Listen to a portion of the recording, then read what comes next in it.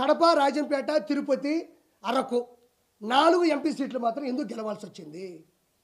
11 నియోజకవర్గాలు 4 ఎంపీ సీట్లు మాత్రం గెలవాల్సినంత అవసరం ఏముంది? జనాలు ఆ రోజు కూడా చెప్పులతో కొట్టి చేత్కరించారు. ఈ రోజు కూడా నేనేమంటున్నా అంటే నా బాధ ఏమీ లేదు. ఫైనల్గా మీకు చెప్పేది ఒకటే, ఇతను రావణ కాష్టం సృష్టిద్దామని బీహార్ నుంచి కొన్ని వేల మంది జనాలు తీసుకొని వచ్చేస్తున్నాడు. నేను ఆ రోజు కూడా కొత్తగా ప్రెస్ మీట్ పెట్టిన ప్రతిదీ జరిగింది. 140 నుంచి 160 సీట్లన్నా, వేమిరెడ్డి గారు గెలుస్తారన్నా, పవన్ కళ్యాణ్ గారు భారీ మెజారిటీతో గెలుస్తారన్నా, తిరుగులేని మెజారిటీ కూటమి గెలుస్తారని చెప్పిన జగన్మోహన్ రెడ్డి వెంకటేశ్వర స్వామి చేత కాలుతో తన్నించబడతాడని కూడా మీకు చెప్పిన. ఈరోజు కూడా చెప్తా ఉండా, అతను రావణ కాష్టం సృష్టించడానికి సిద్ధంగా ఉన్నాడు. అంటే మధ్యంతర ఎన్నికలు అంటే ఏమంత అవిశ్వాసం జరిగింది, ఏమంత అవిశ్వాస తీర్మానం ఉంది, ఏమంత ఒక వ్యక్తి, ఒక రషీద్ అనే కుర్రాడు, ఒక జలాన్ అనే కుర్రాడు, ఇద్దరు ముస్లిం మైనారిటీ సభ్యులు ఇద్దరు కూడా ఆల్రెడీ వైఎస్ఆర్సీపీలో ఉన్నోళ్ళే. వాళ్ళు వైఎస్ఆర్సీపీలో ఉన్నారు, ఫోటోలు దిగుతున్నారు. వాళ్ళు ఒక 5-10 సంవత్సరాల నుంచి కూడా గొడవలు పెట్టుకొని పెట్రోల్ మీద వాళ్ళ బైక్ మీద ఇతను దాడి చేయడం, వాళ్ళ చెల్లిని ఇతను ఏదో అనడం, వాళ్ళ మీద కూడా ఎఫ్ఐఆర్లు కూడా ఆల్రెడీ బుక్ అయ్యి ఉండే, స్థానికంగా కూడా వినుకొండలో. ఇవన్నీ ఉన్నప్పుడు జగన్మోహన్ రెడ్డి ఒకటి చేయాలి, రావాలి, అమ్మ మేము ప్రశ్నిస్తాం, మీకు న్యాయం చేస్తాం, మీరు చనిపోయిన దానికి మేము బాధపడుతున్నాం, డబ్బులు ఇప్పిస్తామని చెప్తాం. వచ్చి రాగానే ఇది చేసింది టీడీపీ వాళ్ళిద్దరూ వైఎస్ఆర్సీపీ అయ్యి ఉంటే, నీ కార్యకర్తలు అయ్యి ఉంటే, వాళ్ళకి పడకపోతే వాళ్ళు చచ్చిపోయినా కూడా ఒక మనిషిని విడదీసి టీడీపీలు వేస్తావా? అది ఎంతవరకు సమంజసం?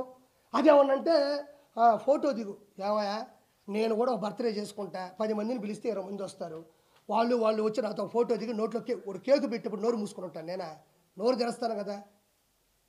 నోరు తెరిగినా అది సభా మర్యాద కదా?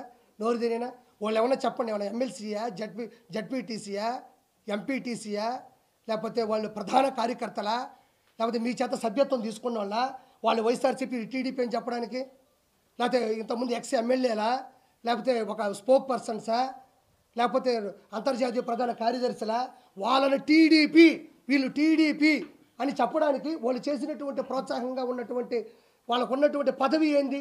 వాళ్ళు సామాన్యంగా ఎవరుంటే వాళ్ళ జోలికి వెళ్ళేవాళ్ళు.